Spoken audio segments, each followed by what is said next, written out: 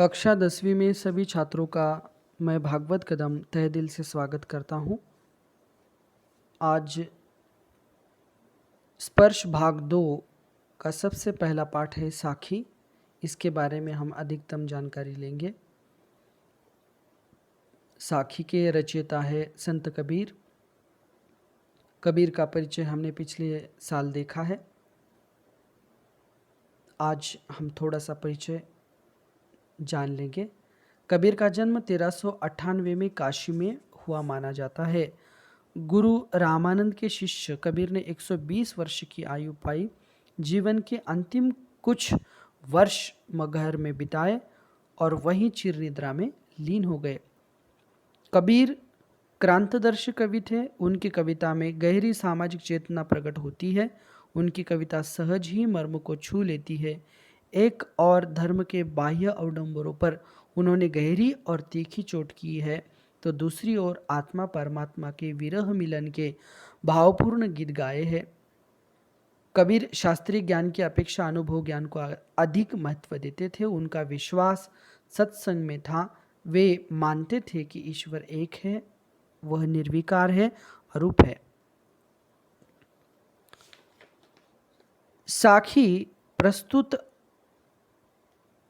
साखी शब्द के बारे में अगर जानकारी लेनी है तो साखी शब्द साक्षी शब्द का ही तद्भव रूप है। साक्षी शब्द साक्ष से बना है, जिसका अर्थ होता है प्रत्यक्ष ज्ञान। यह प्रत्यक्ष ज्ञान गुरु शिष्य को प्रदान करता है। संत संप्रदाय में अनुभव ज्ञान को ही महत्व दिया गया है, शास्त्रीय ज्ञान को नहीं। कबीर का अनुभव क्षेत्र विस्तृत था। कबीर जगह जगह भ्रमण कर प्रत्यक्ष ज्ञान प्राप्त करते थे। अतः उनके द्वारा रचित साखियों में अवधी, राजस्थानी, भोजपुरी और पंजाबी भाषाओं के शब्दों का प्रभाव स्पष्ट दिखाई पड़ता है। इसी कारण उनकी भाषा को पंचमेल खिचड़ी कहा जाता है। कबीर की भाषा को सदुक्कड़ी भाषा भी कहा जाता है। साखी वस्तुतः दोहा छंद है। प्रस्तुत पाठ की साखिया प्रमाण है कि सत्य की साक्षी देता हुआ ही गुरु शिष्य को जीवन के तत्व ज्ञान की शिक्षा देता है। यह शिक्षा जितनी प्रभावपूर्ण होती है उतनी ही याद रह जाने योग्य भी होती है। प्रस्तुत साखी के बारे में हम अधिकतम जानकारी लेंगे। पहला दोहा हम आज देखेंगे। दोहा यानी दो ही पंक्तियों में बताया गया विस्तृत ज्ञान को हम क्या कहते हैं? दोहा। तो पहला दोहा है संत कबीर जी का। ऐसी बाणी बोलिए मन का आपा खोई, अपना तन शीतल करे औरन को सुख होई। यहाँ पर बाणी शब्द का अर्थ है बोली, आपा शब्द का अर्थ है अहंकार, तन का अर्थ है शरीर, शीतल का अर्थ है ठंडा, औरन का अर्थ है दूसरों का। ऐसी बाणी बोलिए मन का आपा खोई। संत कबीर जी कह रहे हैं कि हमें इस तरीके से बोलना चाहिए कि जिसमें घमंड बिल्कुल ना हो, और इससे हमारे मन को भी शांति मिले, ठंडक मिले, साथ ही सुनने वालों को भी अच्छा लगे, सुनने वालों को भी सुख मिले, शांति प्राप्त हो। इस तरीके से हमने वार्तालाप करना चाहिए।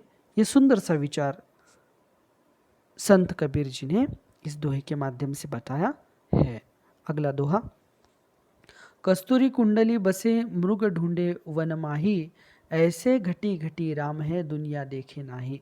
कस्तूरी सुगंधित पदार्थों को कहते हैं। कुंडली यानी नाभि, मृग यानी हिरन, वन का अर्थ है जंगल, घटी घटी का अर्थ है कण कण में। तो प्रस्तुत दोहा हम देखेंगे। कस्तूरी जो है वो हिरन के नाभि में होती है, जिसकी सुगंध खोजते हुए ये हिरन क्या करता है? जंगल में घूमता है, उस सुगंधित चीज को ढूंढता है, लेकिन उसे वो पदार्थ नहीं मिलता है। उसी प्रकार ईश्वर जो है वो हमारे मन में बसा हुआ है, लेकिन हर एक व्यक्ति राम को जो घट घट में है उसको ढूंढने के लिए मंदिर जाता है, मस्जिद जाता है, गिरजा घरों में जाता है, अनेक तीर्थ स्थलों में, तीर्थ क्षेत्रों में जाता है, फिर भी उसे भगवान नहीं मिलता है। भगवान तो हमारे अंदर बसा हुआ है, ये ज्ञान उसे नहीं है। संत कबीर जी कहते हैं कि उसे ज्ञान होना चाहिए कि ये ईश्वर जो है वो अन्य जगहों पर नहीं है, वो हमारे मन में बसा हुआ है, हमारे हृदय में ईश्वर को रखा गया है, ईश्वर का स्थान हमारे हृदय में है। तो ये ज्ञान हर एक व्यक्ति को होना चाहिए, ऐसा विचार संत कबीर जी का इस दोहे के माध्यम से प्रतीत होता है। अगला दोहा हम देखेंगे। जब मैं था तब हरि नाही, अब हरि है मैं नाही, सब अंधियारा मिटी गया, जब दीपक देखा माही। इसमें मैं शब्द का अर्थ है अहंकार, मैं शब्द का अर्थ है अहंकार, हरि का अर्थ है ईश्वर। अंधियारा जो है हमारे मन में जो अज्ञान का अंधकार है, वो अंधकार ज्ञान के दीपक से ही मिट सकता है, अज्ञान का अंधकार। और ज्ञान के दीपक को देखने के बाद ही मन का अंधकार, मन के अंदर का जो अज्ञान का अंधकार है वो मिट जाता है। संत कबीर कहते हैं कि हमारे मन में अगर अहंकार की भावना है अथवा अज्ञान रूपी अंधकार विद्यमान रहता है, तब तक उसे ईश्वर की प्राप्ति नहीं होती। लेकिन अहम के मिटते ही ईश्वर की प्राप्ति हो जाती है, क्योंकि अहम और ईश्वर दोनों एक स्थान पर नहीं रह सकते। ईश्वर को पाने के लिए उसके प्रति पूर्ण समर्पण आवश्यक है, और ये समर्पण होने से ही ईश्वर प्राप्त हो सकता है। और अज्ञान के अंधकार को अगर मिटाना है तो हमें ज्ञान के दीपक को जलाना होगा। ये सुंदर विचार संत कबीर जी ने इस दोहे के माध्यम से बताया है।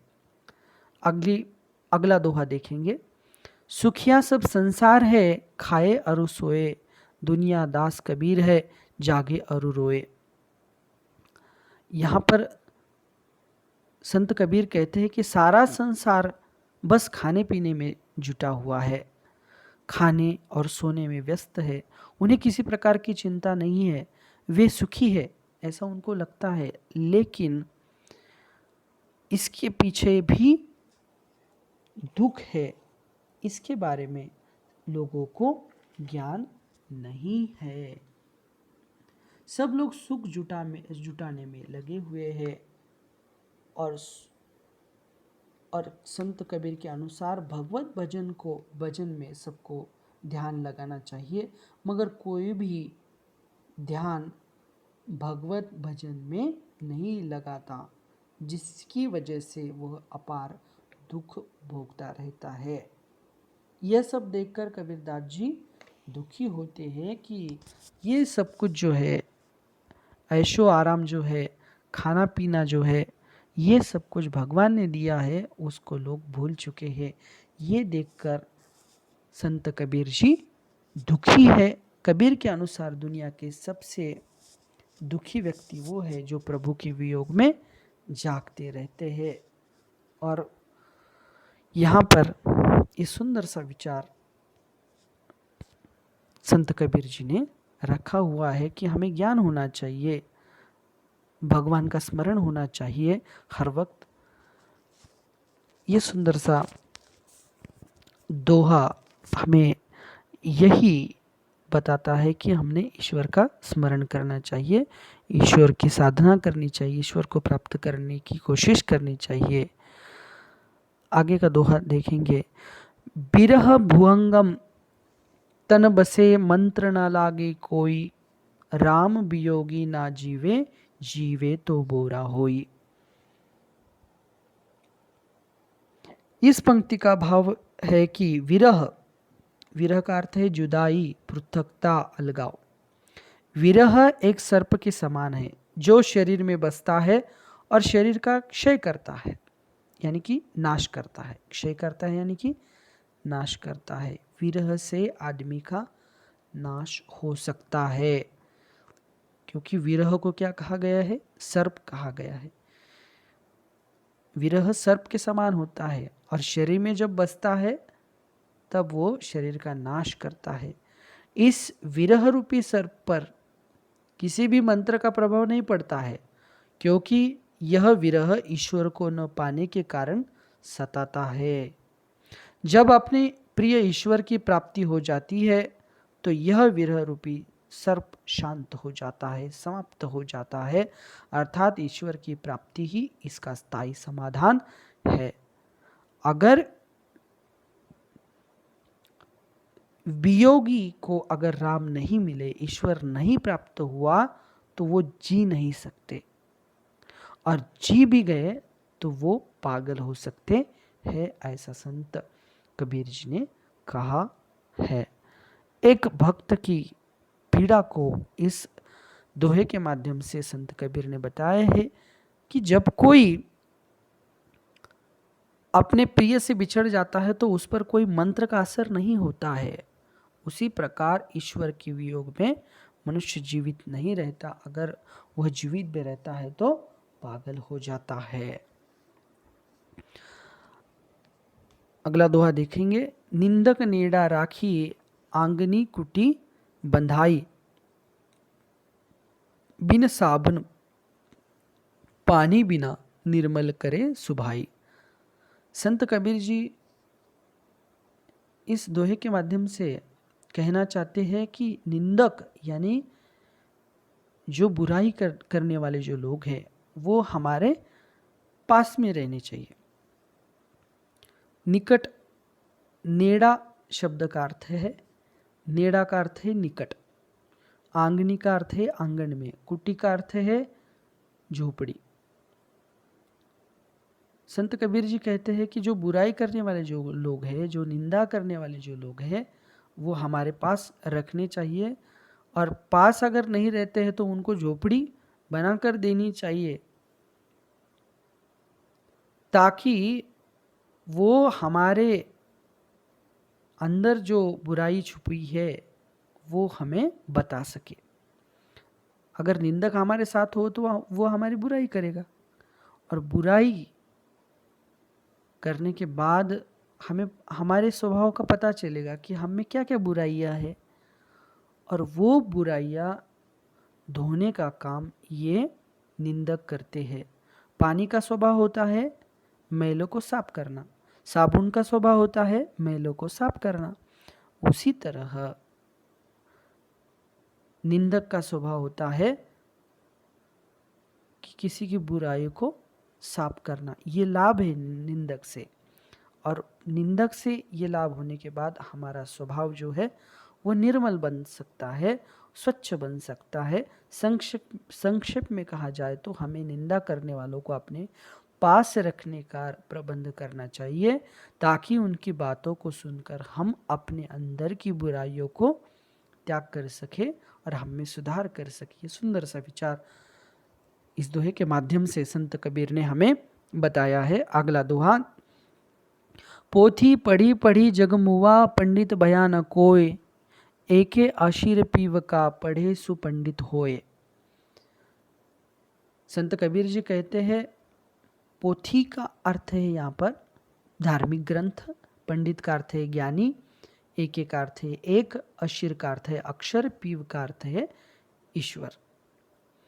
तो संत कबीर जी कहते हैं कि अगर धार्मिक ग्रंथ पढ़ने से कोई व्यक्ति, धार्मिक ग्रंथ पढ़ने से कोई पंडित नहीं हो सकता, ज्ञानी नहीं हो सकता, लेकिन एक आध व्यक्ति भगवान का नाम अगर पढ़े, यानी कि एक के अक्षर पीव का, अक्षर का अर्थ है अक्षर, एक अक्षर अगर ईश्वर का पढ़ लेता है कोई तो वो पंडित बन जाता है, उसे ईश्वर का ज्ञान हो सकता है, उसको सत्य अवगत हो सकता है, वो सत्य ईश्वर जो है, अंतिम सत्य ईश्वर को प्राप्त कर सकता है, इसलिए उसे वो ज्ञान होकर वो पंडित हो सकता है। तो इस दोहे में संक्षेप में ये भी बता सकते हैं कि वेद पढ़ पढ़ कर मनुष्य को ज्ञान की और ईश्वर के सत्य की पहचान नहीं हुई, अर्थात ऐसा करके आज तक कोई पंडित नहीं बन सका। कहने का तात्पर्य यह है कि ईश्वर के प्रेम के बिना, उसकी कृपा के बिना कोई भी पंडित नहीं बन सकता तथा तत्व ज्ञान की प्राप्ति नहीं कर सकता। ईश्वर के सत्य और प्रेम को जानकर ही व्यक्ति ज्ञानी बन सकता है। ईश्वर के नाम को पढ़कर ही व्यक्ति ज्ञानी बन सकता है। यह सुंदर विचार इस दोहे के माध्यम से संत कबीर बताते हैं। अगला दोहा हम देखेंगे। हम घर जाल्या अपना लिया मुराड़ा हाथी, अब घर जालो तास का जे चले हमारे साथी। जाल्या का अर्थ है जलाना, मुराड़ा का अर्थ है मशाल। अब घर जालो तास का, अब उसका, तास का अर्थ क्या है? उसका। तो प्रस्तुत दोहा हम फिर से एक बार पढ़ेंगे। हम घर जाल्या अपना लिया मुराड़ा हाथी। संत कबीर जी कहते हैं कि ईश्वर को अगर प्राप्त करना है तो मोह माया रूपी जो घर है हमारे मन में, उस घर को हमें मशाल लेकर जलाना होगा। उस मोह माया रूपी घर को हमने नष्ट करना होगा। अब घर जालो तास का जे चले हमारे साथी। अब मुझे उसका घर जलाना है, ज्ञान की मशाल हाथ में लेकर उसका घर जलाना है। जो मेरे साथ चलने वाले जो साथी है उनका घर मुझे जलाना है। और उसका ये लाभ हो सकता है कि मेरे साथ जो भी चलने वाले हैं उनको ईश्वर की प्राप्ति हो सकती है।